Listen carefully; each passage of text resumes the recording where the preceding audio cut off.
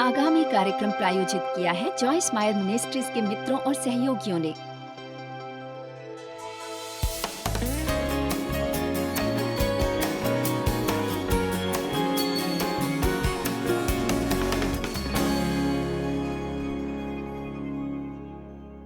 यीशु मसीह के सुसमाचार की यही अच्छी खबर है। যীশু খ্রিস্টের সুসমাচারের এইটাই তো শুভ সংবাদ। जरा इसके बारे में सोचिए, একটু চিন্তা করে দেখুন, अपने बाकी के सारे जीवन আপনার সারা জীবন ধরে जब भी आप कुछ गलत करेंगे आपको तुरंत क्षमा मिल जाएगी अपने जीवन में। আপনি জীবনে যখনই যাই করুন না কেন সঙ্গে সঙ্গে ক্ষমা পেয়ে एक दिन भी ये मत सोचिए कि परमेश्वर आपसे क्रोधित हैं।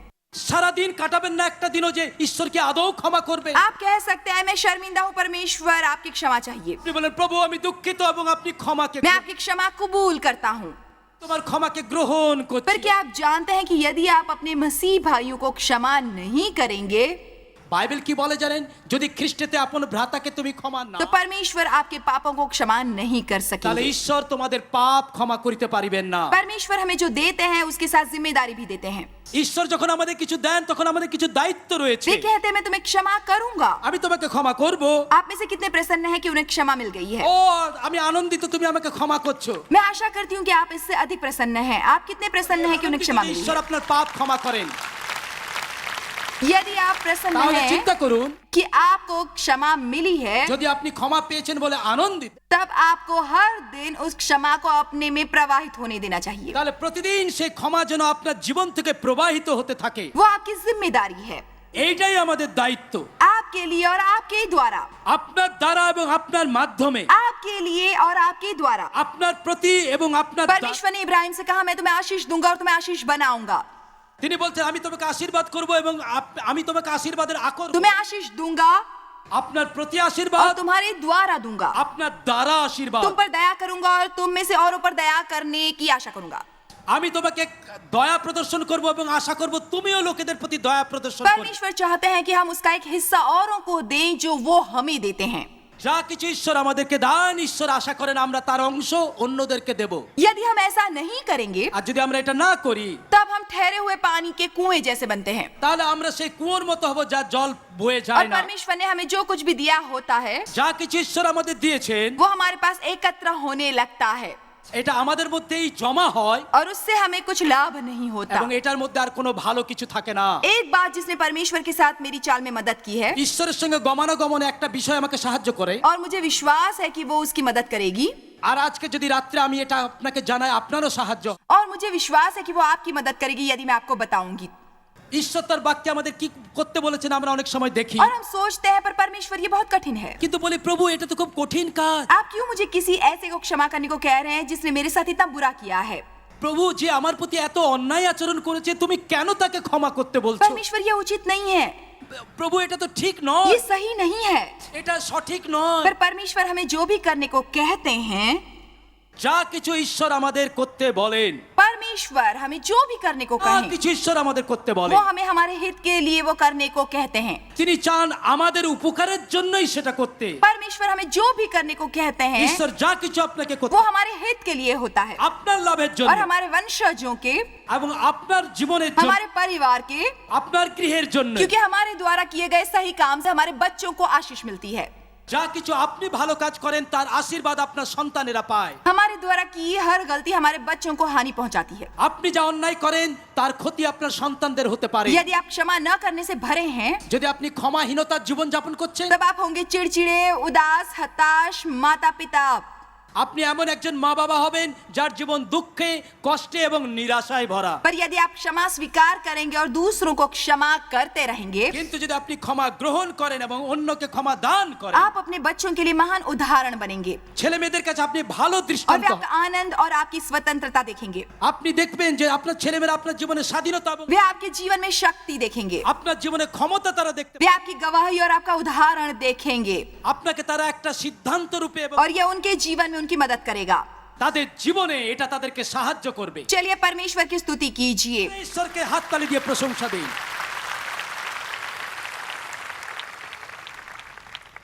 पहला कारण केवल इसलिए क्योंकि परमेश्वर ने कहा है। কারণ যেহেতু ঈশ্বর বলেছেন, हमें परमेश्वर की आज्ञा मानना सीखना चाहिए, चाहे हमारी वो करने की इच्छा हो या ना हो। আমাদের ভালো লাগুক আর না লাগুক আমাদের ঈশ্বরের বাক্যের বাধ্য হতে হবে। उन्होंने कहा यदि मुझसे प्रेम करते हो तो आज्ञा मानो। তিনি বলতে তুমি যদি আমাদেরকে ভালোবাসো তোমরা আমার বাধ্য হও। उन्होंने ये नहीं कहा यदि तुम मेरी आज्ञा मानोगे मैं तुम्हें प्रेम करूंगा। তিনি বলেননি তোমরা যদি আমার বাধ্য হও আমি তবে তোমাদেরকে ভালোবাসবো। हम परमेश्वर का प्रेम खरीदने के लिए उनकी आज्ञा नहीं मानते। আমরা এই জন্য বাধ্য হই না যে আমরা ঈশ্বরের, उनका प्रेम एक मुफ्त उपहार है। তিনি বিনামূল্যে প্রেম দেন।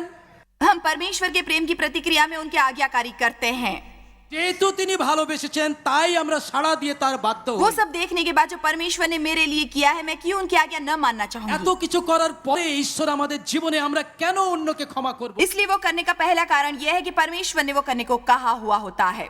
আর যেহেতু ঈশ্বর বলেছেন তাই প্রথম কারণ এই জন্যই আমরা এটা করব। मैं आपको एक अच्छा वचन बताती हूँ जिसका आपको अनुसरण करना है। আপনার জীবনের একটা ভালো শাস্ত্রাংশ আমি দিই। यूहन्ना 2:5, যোহন তার 2:5 পদ। जो कुछ वो तुमसे कहे वही करना। তিনি তোমাদিগকে যাহা করিতে বলেন তোমরা করো। जो कुछ वो तुमसे कहे वही करना। তিনি তোমাদিগকে যাহা করিতে বলেন, ये कठिन नहीं है। এটা কঠিন কাজ নয়। परमेश्वर आपके दिल में जो भी कहे, আপনার হৃদয়ে ঈশ্বর যা কিছু বলেন, आप परमेश्वर के वचन में जो भी पढ़े আপনি ঈশ্বরের বাক্যে যা কিছু দেখেন वो करें। করুন, कहिए वो करें, করুন। कहिए मैं वो करने वाला हूँ। আপনি বলুন আমি করব, বলুন। यदि आप क्षमा नहीं करेंगे तो आपका विश्वास काम नहीं करेगा। আর দ্বিতীয় কারণ কেন আপনি ক্ষমা করবেন, ক্ষমা করলে আপনার বিশ্বাস বৃদ্ধি পায়। क्षमाशीलता प्रेम चाल का एक फल है। আর এটা হচ্ছে একটা প্রেমের ফল। यदि आप उनसे प्रेम करते हैं आप उनसे क्रोधित नहीं रहेंगे। আপনি যদি লোকেদেরকে ভালোবাসেন আপনি তাদের প্রতি ক্রুদ্ধ হতে পারেন না। मैं नहीं जानती कि आपको यह अनुभूति हुई है या नहीं कि परमेश्वर के वचन में विश्वास और प्रेम रहता है। আমি জানি না এটা আপনি বুঝেছেন কিনা, প্রেম এবং বিশ্বাস একসঙ্গে সংযুক্ত। पौलुस ने गिरजों को ये लिखा, मैंने तुम्हारा विश्वास और तुम्हारा प्रेम देखा আর है। সাধু পল যখন চিঠি লিখছেন তিনি বলতেন তোমাদের বিশ্বাস এবং প্রেম। और मैं प्रोत्साहित करना चाहूंगा कि निरंतर विश्वास और प्रेम में बढ़ते रहो। আমি চাই আপনারা প্রেমে এবং বিশ্বাসে ক্রমান্বয়ে বৃদ্ধি পান। प्रेम शक्ति है। প্রেমের মধ্যে শক্তি আছে। जब हम लोगों से प्रेम करते हैं हम उनसे क्रोधित नहीं रह सकते।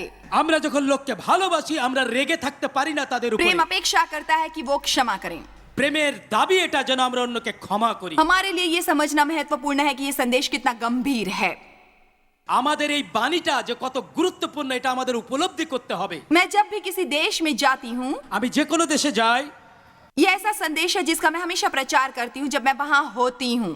আমি যখন সেখানে থাকি কোনো না কোনো সময় এটা আমি প্রচার করি। क्योंकि यदि आप क्षमा करने में महारत नहीं हासिल करेंगे, যদি ক্ষমার উত্তমতা আপনি না শিখতে পারেন आपके जीवन में रुकावट आ जाएगी। তাহলে আপনার জীবনকে এটা থামিয়ে দেবে। वो आपके जीवन के लिए परमेश्वर की योजना को रोक देगा। ঈশ্বরের পরিকল্পনা যে আপনার জীবনে আছে ওটা থেমে যাবে। इसलिए अपने पर एक एहसान करें তাই নিজের প্রতি একটা দয়া প্রদর্শন করুন और क्षमा करें। এবং ক্ষমা করুন। मैं आपको अपने को एक उपहार देने का तरीका बता रही हूँ। আমি চাই যে আপনি আজকে অন্যের প্রতি ক্ষমা প্রদর্শনের ভাব প্রকাশ করুন। मैं अपने को देने वाला सबसे उत्तम उपहार जैसे पहले कभी नहीं दिया है। আমি আমাকে একটা শ্রেষ্ঠ দান দিতে চাই, এটা কি না আমি অন্যকে ক্ষমা করব। मैं हर किसी को क्षमा करूंगा আমি जिससे সবাইকে मैं ক্ষমা क्रोधित করব। हूँ। मैंने अपने लिए फैसला किया है जीवन के इस मोड़ पर अब मेरी क्रोधित रहने की उम्र नहीं है।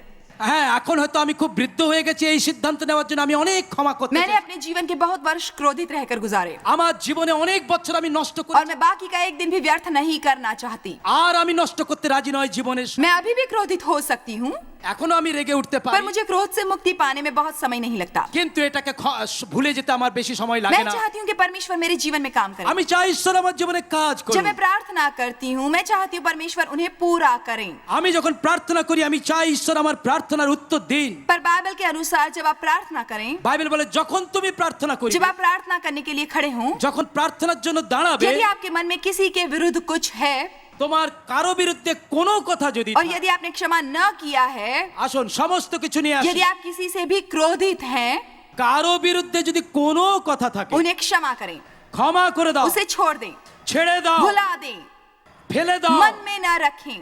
এটাকে যেতে দাও। तब परमेश्वर आपकी प्रार्थना सुनेंगे। কোন ঈশ্বর তোমার প্রার্থনার উত্তর দেবে? क्षमा न करने पर विश्वास काम नहीं करेगा। যদি ক্ষমা না করেন আপনার বিশ্বাসের কোনো ফল দেখবেন मुझे না। विश्वास है कि परमेश्वर ने मुझे इस संचरण की बहुत शक्तिशाली प्रतिभा दी है। আমি মনে করি ঈশ্বর এক মহাদান আমাকে দিয়েছেন যেন আমি সুন্দর বাক্য প্রচার করি। उन्होंने मुझे वचन को इतने व्यवहारिक तरीके से बताने की योग्यता दी है जिससे लोग आसानी से समझ लेते हैं। আমি ঈশ্বর আমাকে এই দান দিয়েছেন যেন ব্যবহারিকভাবে ঈশ্বরের বাক্যকে আমি প্রচার করি যাতে লোকেরা সহজে বুঝতে পারে। मुझे विश्वास है कि हम ऐसे समय समय में जी रहे हैं जब धरती के हर प्राणी के आगे सुसमाचार का प्रचार हो सकता है। আমি বিশ্বাস করি আমরা পৃথিবীর সেই অবস্থার মধ্যে বাস করছি যখন প্রতিটি সৃষ্টির কাছে ঈশ্বরের বাক্য প্রচার করার প্রয়োজন। टीवी और रेडियो, টেলিভিশনের দ্বারা, রেডিওর দ্বারা, इंटरनेट, ইন্টারনেটের দ্বারা, फेसबुक, ফেসবুকের দ্বারা, ट्विटर টুইটারের দ্বারা, और सभी प्रकार के इलेक्ट्रॉनिक मीडिया से जो आज हैं, যত রকমের ইলেকট্রনিক মিডিয়া আছে সবকিছু দিয়ে हम साधारण तौर पर इसी वक्त धरती के हर प्राणी के आगे सुसमाचार का प्रचार कर सकते हैं।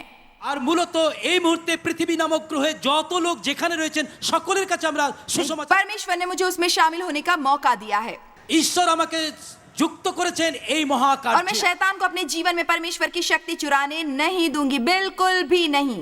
আর আমি চাইবো না শয়তান আমার জীবন থেকে अपने को क्रोधित और कठोर रहने देकर তিক্ত এবং ক্রুদ্ধ রেখে मैं ऐसा नहीं करने वाली हूँ। আমি এটা করতে দেব না শয়তানকে। जिस पल कोई मेरे विरुद्ध आता है मैं उसके लिए प्रार्थना करती हूँ। যে মুহূর্তে এক বিরুদ্ধে যায় আমি তার জন্য প্রার্থনা করি। लोग जब मेरे बारे में अखबारों में झूठ छापते हैं मैं उनके लिए प्रार्थना करती हूँ। যখন লোকেরা আমার বিরুদ্ধে মিথ্যে কথা সংবাদপত্রে লেখে আমি ক্ষমা করে দিই। एक बार कोई भोजन करने गया और उन्होंने किसी को मेरे बारे में बुरी बातें करते सुना। একবার একজন লোক খেতে গেছে আর শুনছে যে কয়েকজন লোক আমার वो लोग मेरा मजाक उड़ा रहे थे। তারা আমাকে নিয়ে মজা করছে। मेरा मजाक उड़ाने वाला व्यक्ति वो था जिसके साथ हम कारोबार किया करते थे पहले, এমন একটা লোক যে মজাটা করছে যার সঙ্গে আমাদের একটা ব্যবসায়িক সম্পর্ক ছিল। और वे असल में हमारे साथ कारोबार करते हुए बहुत पैसे कमाया करता था। আর আমাদের সঙ্গে ব্যবসা করার মধ্যে দিয়ে ওই লোকটা কিন্তু খুব লাভবান হয়েছে। जिस पल उस व्यक्ति ने मुझे बताया कि वो मेरी निंदा कर रहे थे मैं बहुत परेशान हुई। আর যখন লোকে এসে আমাকে বললো ওই লোকটাই তোমার বিরুদ্ধে অনেক খারাপ কথা मैंने कहा बहुत हुआ, मैं आइंदा उनके साथ कारोबार नहीं करूंगी। আমি বললাম ঠিক আছে এবার আমি ওর সঙ্গে কোনো ব্যবসা করব না। यदि वे मेरे बारे में ऐसा महसूस होते हैं तब मैं ऐसा नहीं करूंगी। আর যদি তারা আমার বিরুদ্ধে এরকম কথা ভাবে তাহলে मैं पूरी रात परेशान रही। আমি সমস্ত রাত ব্যথিত उस रात बिस्तर पर लेटकर मैं सोच रही थी मैं उन्हें ये नहीं कहूंगी, আমি সারা রাত ভাবলাম मैं उन्हें वो कहूंगी আমি তাদেরকে এই কথা বলবো। और मैं उन्हें बता दूंगी कि मुझे पता है कि वो मेरी निंदा कर रहे थे। আর আমি চাইবো যেন তারা জানে যে তারা কি বলেছে আমি শুনে। अचानक प्रभु ने मेरे आत्मा में कहा तुम ऐसा कुछ भी नहीं करोगी, আর ঈশ্বর আমার আত্মায় বলে এই কোনো কাজ তুমি করবে না, तुम बल्कि ऐसा करोगी এই কাজ তুমি করবে। कि तुम उनके लिए प्रार्थना करो और उन्हें एक उपहार भेजो। তুমি তাদের জন্য প্রার্থনা করবে এবং তাকে একটা উপহার পাঠাবে। उनके लिए प्रार्थना करूं और उन्हें उपहार भेजूं। প্রার্থনা করব তাদেরকে উপহার দিব। जिस पल मैंने ये जाना कि परमेश्वर चाहते हैं मैं ये करूं और मैं जानती थी कि मैं वो करूंगी, আমি জানি যে এটা ঈশ্বর বলেছেন, যে মুহূর্তে আমি বুঝেছি এটা আমাকে করতেই হবে अपने बिस्तर पर लेटे हुए मेरे चेहरे पर मुस्कुराहट आ गई আমার বিছানায় শুয়ে শুয়ে আমার মুখে হাসি বেরিয়ে और मैं जान गई कि मैं विजयी हुई हूँ, আমি জানি যে তখন আমি বিজয়ী হলাম। क्योंकि परमेश्वर चाहते थे मैं उनके लिए उन लोगों से निपटने के लिए द्वार खोलूं। কেননা ঈশ্বর চাইলেন আমি যেন ঈশ্বরের দ্বার খুলে দিই তাদের জীবনে কাজ করি। जब हम सचमुच क्षमा करते हैं যখন আপনি সত্যি ক্ষমা করেন और समझते हैं আর আপনি বোঝেন कि आपको ठेस पहुंचाने वाला व्यक्ति शायद ये भी नहीं जानता कि वो क्या कर रहा है। যে আপনাকে আঘাত করেছে সে হয়তো আদৌ জানেই না সে কি অন্যায় করেছে। मेरे विचार से कई बार हम उसके बारे में बहुत फिक्र करते हैं जो लोग हमारे साथ करते हैं, অনেক সময় আমরা খুব চিন্তিত হয়ে যাই লোকেরা আমাদের প্রতি কি और করছে, इसके बारे में कम जो वे अपने साथ करते हैं। কিন্তু তারা যে নিজের কি ক্ষতি করছে সেটা বুঝি না। मेरे पिता ने मेरे साथ बुरी हरकतें की ও এই বিষয়গুলো আমার বাবা আমাকে বলেননি, पर उन्होंने अपने साथ और भी बुरा किया।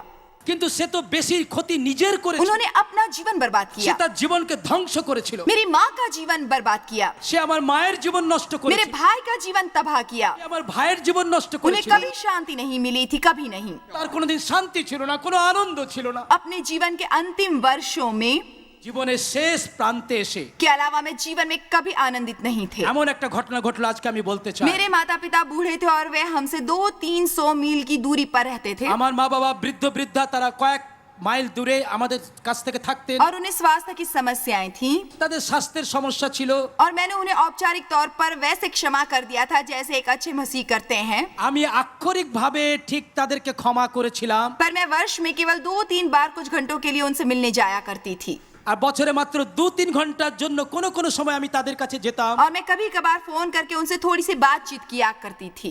আর কোনো কোনো বিশেষ বিশেষ সময়ে আমি তাদের কাছে যেতাম এবং তাদের সঙ্গে কথা मैं বলতাম। मानो एक तरह से बलिदान कर रही थी, मैं असल में प्रेम द्वारा नहीं चल रही थी।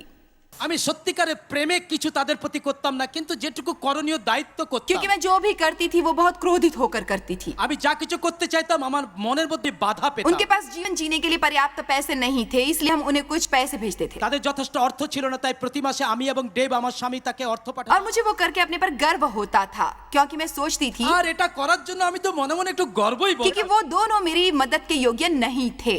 মনে মনে ভাবতাম আমার সাহায্য পাওয়ার তো তারা যোগ্যই না। एक दिन मैं प्रार्थना कर रही थी, একদিন আমি প্রার্থনা मैं করছিলাম, अपनी सुबह की प्रार्थना कर रही थी, আমি সকালে প্রার্থনা করছি, परमेश्वर के साथ समय व्यतीत कर रही আমি थी, ঈশ্বরের সঙ্গে সময় কাটাচ্ছি। तो मुझे अनुभव हुआ कि परमेश्वर ने मुझे मेरे माता पिता की याद दिलाई है। আমার মনে হলো ঈশ্বর আমার মা বাবাকে আমার হৃদয়ে দিলেন। मुझे वो विचार बहुत शक्तिशाली तरीके से सूझा। খুব কঠোরভাবে এই চিন্তাটা আমার হৃদয়ে এলো, तुम्हें अपने माता पिता को अपने शहर में लाना चाहिए, যে শহরে তুমি বাস করছো তোমার মা বাবাকে সেখানে আনো, उन्हें अपने करीब एक घर ला कर दो তোমার কাছে একটা বাড়ি কিনে দাও, और जब तक वे जीवित हैं उनकी देखभाल करो। যতদিন না তারা মৃত্যুবরণ করছেন তাদের যত্ন নাও। मैंने सोचा ये शैतान है, আমি মনে মনে বললাম ওটা শয়তানের স্বর, परमेश्वर मुझे ऐसा करने को कह नहीं सकते, ये शैतान है, ঈশ্বর কখনো এই কথা আমাকে বলতে পারেন না, এটা শয়তানের কাজ, मैं ऐसा नहीं करूंगी।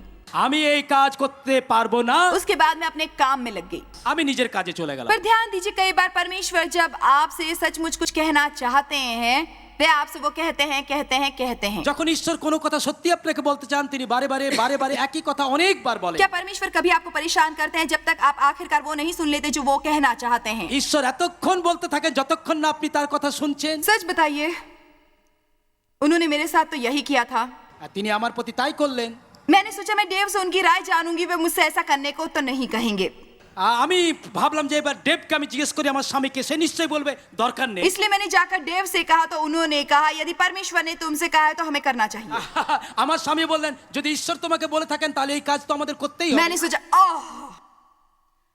उसके बाद मैंने सोचा हम उन्हें एक सस्ता छोटा सा घर ला देंगे जिसके बहुत पैसे नहीं देने होंगे और वहां रख देंगे। আমি মনে করলাম একটা সস্তায় বাড়ি কিনে দেবো আর ওখানে ওরা থাকবে, চলে যাক। परमेश्वर ने कहा नहीं, तुम्हें एक अच्छा घर देना होगा, ঈশ্বর বলে না না একটা ভালো বাড়ি কিনে দাও, तुम्हें उन्हें एक गाड़ी लाकर देनी होगी, তাদেরকে একটা গাড়ি দাও तुम उन्हें कुछ नया फर्नीचर लाकर दोगी, আর নতুন নতুন আসবাবপত্র क्योंकि দাও। उनके पास कभी कुछ ज्यादा अच्छा नहीं हुआ करता था जीवन में, अपने जीवन কিন্তু में। তাদের জীবনে, কারণ তারা জীবনে কখনো কিছু ভালো জিনিস मैंने कहा मैं ऐसा क्यों करूं, उन्होंने कभी मेरे लिए कुछ नहीं किया है। প্রভু তারা তো আমার প্রতি ভালো কিছুই করেননি, আমি কেন তাদের প্রতি করব? उन्होंने कहा तुम जीवित हो, ठीक, তুমি তো শ্বাস নিচ্ছ তাই না? उन्होंने तुम्हें ये जीवन दिया है, তোমাকে স্বাভাবিক জীবন তারা দিয়েছে। माना तुम्हें दुख पहुंचा है पर मैंने तुम्हें चंगा किया হ্যাঁ है তুমি আঘাতপ্রাপ্ত হয়েছো কিন্তু আমি তোমাকে সুস্থ করেছি। और मैं तुम्हें उनकी देखभाल करने को कह रहा हूँ। আমি চাই তুমি তাদের যত্ন নাও। सो हमने वो किया जो परमेश्वर ने हमसे कहा था। ঈশ্বর যা আমাদের বলেছিলেন আমরা করলাম। 3 वर्ष बीत गए और मैंने अपने पिता में कोई बदलाव नहीं देखा। আজ যা কিছু আমরা করলাম তার জন্য কোনো পরিবর্তন বাবার वे জীবনে अब एक अच्छे घर वाले बुरे आदमी थे। আমার বাড়ি পেয়েও তার মনটা কিন্তু অতি সংকীর্ণ ছিল। एक दिन मैंने परमेश्वर को दुहाई दी, একবার আমি কেঁদে কেঁদে ঈশ্বরকে বললাম परमेश्वर कृपया मुझसे सारी दुनिया में जाकर लोगों को मोक्ष मत दिलवाइए जब मेरे अपने पिता नर्क में जाएंगे। আমি বললাম প্রভু সারা বিশ্ব ঘুরে আমি দেখছি লোকেরা পরিত্রাণ পাচ্ছে আর আমার বাবার পরিত্রাণ হবে না। मैंने कहा मुझे वो एक फल के रूप में दीजिए, আমি বললাম প্রভু এটা আমাকে তুমি, मैं अपने पिता की आत्मा चाहती हूँ। আমি চাই আমার বাবার আত্মা। लगभग 3 वर्ष बीत जाने पर আর 3 বছর হয়ে গেল। एक सुबह मेरी माँ ने कहा तुम्हारे पिता लगभग 3 सप्ताह से लगातार रोए जा रहे हैं। আমার মা বলল তোমার বাবা বিগত 3 সপ্তাহ কাঁদছেন, তুমি এসো তোমার বাবার সঙ্গে কথা বলো। वे चाहते हैं कि तुम यहाँ आकर उनसे बात करो। तब मेरी उम्र लगभग 60 की थी, তখন প্রায় আমার বয়স 60 বছরের কাছাকাছি। मेरे पिता लगभग 83 के थे আমার বাবার বয়স 83 বছর। और उन्होंने मुझसे कभी भी क्षमा नहीं मांगी थी। জীবনে কখনো একবারও এতদিনে তিনি আমাকে দুঃখ প্রকাশ, जब मैं वहाँ पहुंची उन्होंने मुझे देखा और रोना आरंभ किया। যখন আমি তার বাড়িতে গেলাম তিনি আমাকে দেখে কাঁদতে লাগলেন। उन्होंने कहा मैं तुम्हें बताना चाहता हूँ कि मुझे उस बात का बहुत पश्चाताप है। তিনি আমাকে বললেন তোমাকে দেখে আমি বলতে চাইছি যে আমি তোমার প্রতি যে ব্যবহার করেছি, मुझे बहुत खेद है कि मैंने तुम्हें ठेस पहुंचाई। আমি তোমাকে আঘাত করেছি, আমি দুঃখিত। मुझे अफसोस है कि मैंने तुम्हारे परिवार को दुख আমি पहुंचाया। তোমার পরিবারকে দুঃখ দিয়েছি, আমি দুঃখিত। क्या तुम मुझे क्षमा करोगी? তুমি কি কখনোই আমাকে ক্ষমা করতে পারবে? उसके बाद उन्होंने मेरे पति की ओर देखकर कहा देव, আর তিনি আমার স্বামীর দিকে তাকিয়ে বললেন ডেভ আমি দুঃখিত। अगर कोई दूसरा पुरुष मेरे बारे में ये सब जानता होता तो वो मुझे मार डालता, আর আপনি জানেন বেশিরভাগ লোক তিনি যেভাবে জানতেন আমাকে হত্যা করতেন। पर तुमने मुझे सिवाय प्रेम के कुछ नहीं दिया है। আর তুমি আর কিছু করনি কিন্তু সর্বদা আমাকে ভালোবেসেছো। कुछ लोगों को हमें बिना शर्तों का प्रेम दिखाना होता है।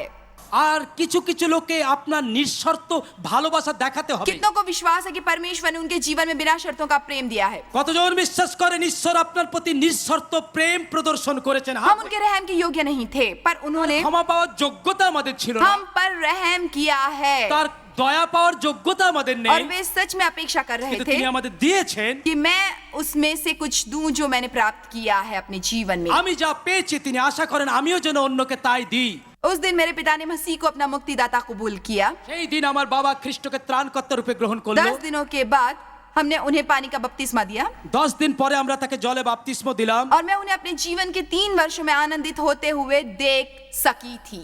আর আমি 3 বছর দেখলাম যে তার चलिए आप परमेश्वर की स्तुति জোরে कीजिए। ঈশ্বরকে প্রশংসা দিন। कितनी शक्तिशाली कहानी है। কি শক্তিশালী গল্প।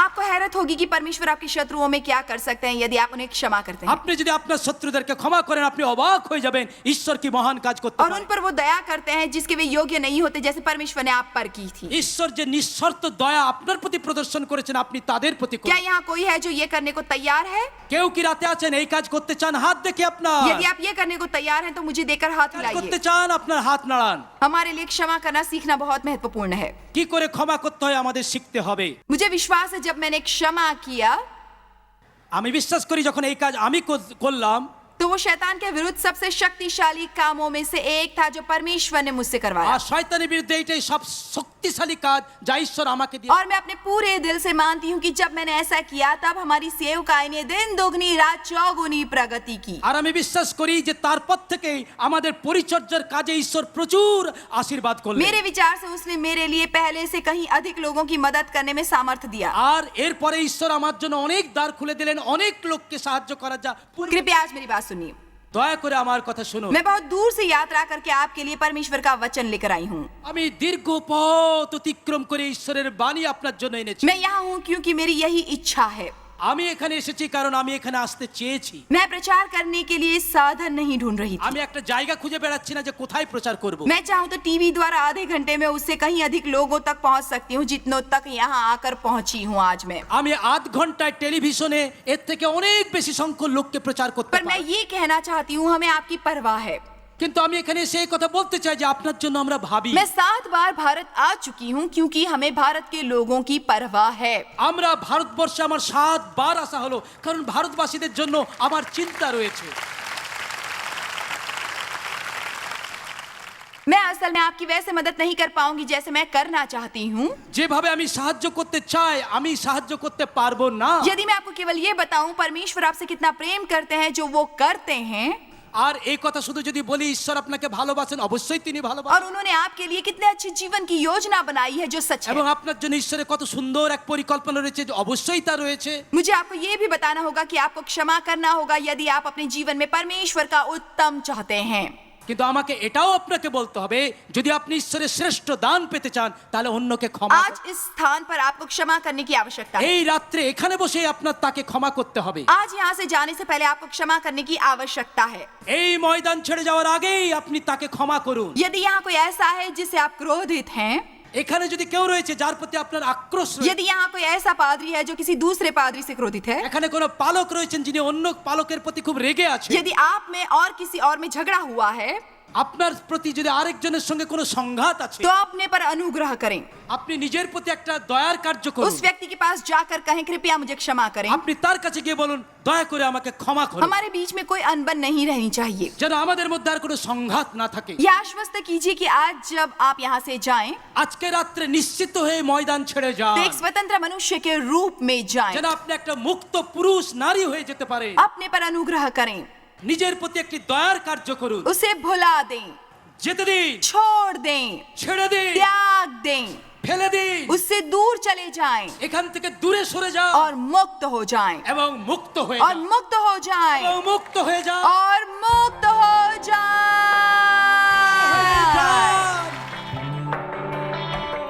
मैं आशा करती हूँ कि आप उसे गहराई से जानेंगे जो मैंने आज आपसे कहा है और अपने पर अनुग्रह करेंगे। किसी ऐसे को क्षमा करके जिससे आप क्रोधित हैं। याद रखिए जब आप दूसरों को क्षमा करते हैं आप दूसरों के मुकाबले अपने लिए अधिक करते हैं। मेरे विचार से ये एक बहुत बहुत बहुत महत्वपूर्ण विषय है, एक ऐसा विषय जिस पर हमें बार बार शिक्षा सुनने की आवश्यकता है। जॉयस मायर मिनिस्ट्रीज में आप हमारे लिए बहुत ही कीमती हैं, जितना कि आप जानते हैं। हम आपकी सराहना करते हैं और इस सेविकाई को दुनिया भर में संभव बनाने के लिए हम अपने दोस्तों और सहभागियों को धन्यवाद देते हैं। हम साथ मिलकर भूखों को खाना खिलाते हैं, गरीबों को कपड़े देते हैं और कई देशों में सुसमाचार बांटते हैं। अपना प्रार्थना निवेदन भेजने के लिए कृपया आज ही संपर्क कीजिए joycemeyer.org पर। हमारे स्रोतों के बारे में और भी जानिए। जॉयस की सभाओं की सूची देखिए हमारे साथ सहभागी बनने के लिए, क्योंकि हम दुनिया भर में मसीह के प्रेम को बांटते हैं। इसका खर्च उठाया है जॉयस मायर मिनिस्ट्रीज के मित्रों और सहयोगियों ने।